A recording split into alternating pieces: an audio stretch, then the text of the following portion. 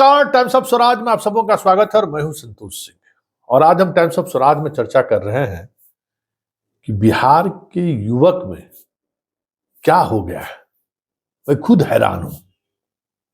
वैसे आज से हमें लगता है कि 10-12 वर्ष पहले पटना में कोचिंग संस्थानों की ज्यादती को लेकर हंगामा हुआ था और उस हंगामा में पुलिस फायरिंग हुई और छात्र की मौत हो गई थी। उस वक्त मैं ईटीवी का रिपोर्टर था और पूरा ये जो आपका इलाका है मछुआ टोली और उस तरीके का इलाका है जहां सिर्फ कोचिंग का हब और स्टूडेंट ही रहता है। अब हम काफी चिंतित थे कि भाई गोली चल गई है, छात्र की मौत हुई है, हंगामा होगा, सरकार को संभालना मुश्किल हो जाएगा, बिहार है। लेकिन उस समय एक जो पटना के एसएसपी थे उससे उनसे बात हो रही थी तो उन्होंने कहा कि ना संतोष जी, कल सब कुछ शांत हो जाएगा। हमको हमें तो नहीं लगता है, इतनी बड़ी घटना घटी है, पुलिस फायरिंग, वो भी बिहार में, छात्रों की मौत। लेकिन वाकई में कल होकर कहीं कुछ दिखाई नहीं दिया। तो फिर हम इसी तरीके से इस चर्चा कर रहे थे कि भाई छात्रों का मनोदशा या मनोभाव इस तरीके से कैसे हो गया। हम लोग भी छात्र थे, छात्र के खिलाफ कोई सरकार सोच नहीं सकती है थी मतलब। तो फिर बहुत कुछ सोचने समझने की बात लगा कि जाति, धर्म, मजहब, हिंदू, मुसलमान, भारत, पाकिस्तान, मोदी, नीतीश, लालू, सब में इतने अकंठ यूथ डूब चुके हैं विचारधाराओं को लेकर, जाति को लेकर, धर्म को लेकर, कि कोई छात्र जैसी कोई चीज रही ही नहीं। जैसे ही अगर कोई प्रोटेस्ट होता है तो दूसरे विचारधारा वाले लोग जिनके खिलाफ प्रोटेस्ट हो रहा है वो किसी और तरीके से छात्रों के आंदोलन को कमजोर करने लगते हैं। आज मुजफ्फरपुर, समस्तीपुर, बेतिया, बिहार के 1 दर्जन से अधिक जगहों पर डीएलएड वाले जो छात्र हैं, जो अभी फॉर्म भरे हैं, जिनका रिजल्ट जून तक परीक्षा और रिजल्ट निकले तो निकले, अगस्त में वो टीचर वैकेंसी में अप्लाई करने की बात सोच रहे थे, वो लोग आज सड़क पर उतरे और उन्होंने कहा कि भाई आप कैसे टीआरई 3 निकाल दिए, हम लोग तो अभी अपियरिंग कैंडिडेट भी नहीं है। अपियरिंग कैंडिडेट मतलब परीक्षा देने वाले हैं।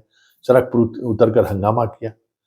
जिस तरीके से बीपीएससी का हाल देख लीजिए, मतलब खुल्लम खुल्ला छात्रों के, मतलब जो छात्र के लिए जो होना चाहिए, छात्रों के पक्ष में जो बातें होनी चाहिए, उसका खुल्लम खुल्ला उल्लंघन किया है। सप्लीमेंट्री रिजल्ट हम नहीं निकालेंगे, मेरा कानून है भाई। सप्लीमेंट्री रिजल्ट आप नहीं निकालेंगे तो बहुत सारे स्टूडेंट का एज खत्म हो गया होगा।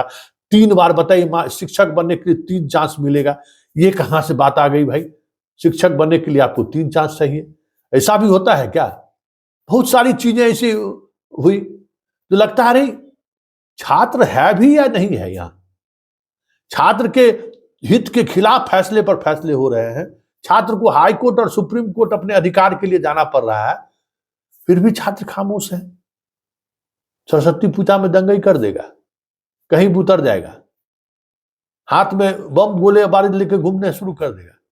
लेकिन पढ़ाई के लिए हम संघर्ष करें, हमारे हित के लिए, हित के खिलाफ सरकार निर्णय ले रही है, उसका हम लोकतांत्रिक तरीके से प्रोटेस्ट करें, खत्म हो गया। वो लोको सेट वाला अभी हंगामा शुरू हुआ कि रेलवे में वैकेंसी नहीं निकल रहा है, 5000 प्रेस कॉन्फ्रेंस हुआ, अपने तरीके से पुलिस भी सक्रिय हो गई, जो राम भक्त हनुमान सब हैं वो लोग भी सक्रिय हो गए।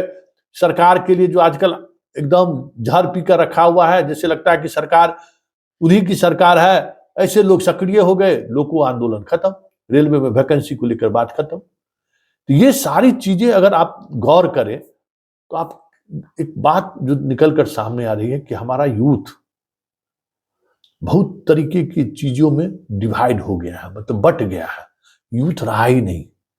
मतलब छात्र पहले एक कम्युनिटी हुआ करता था, आज छात्र कम्युनिटी रहा ही नहीं। छात्र जात के नाम पर, धर्म के नाम पर, विचार के नाम पर अलग अलग स्वार्थ में अलग अलग चीजों को लेकर गोलबंद हो गए हैं या एक साथ जुट ही नहीं पा रहे हैं।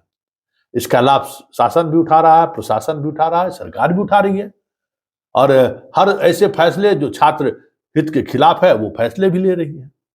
मतलब शिक्षक बहाली में जिस तरीके से बिहार के छात्रों के साथ, मतलब सीधे सीधे तौर पे आप अगर देखें तो ज्यादती हुई है छात्रों के साथ हर स्तर पर, लेकिन चारों तरफ खामोशी है। तो ये वाकई में देश भी बदल गया है, और जिस बिहार पर पूरे देशवासियों को नाज था कि नहीं, कुछ भी हो परिवर्तन की आवाज तो बिहार से ही उठती है, वो उस परिवर्तन की आवाज का कोख भी लगता है जैसे बाज हो गया है।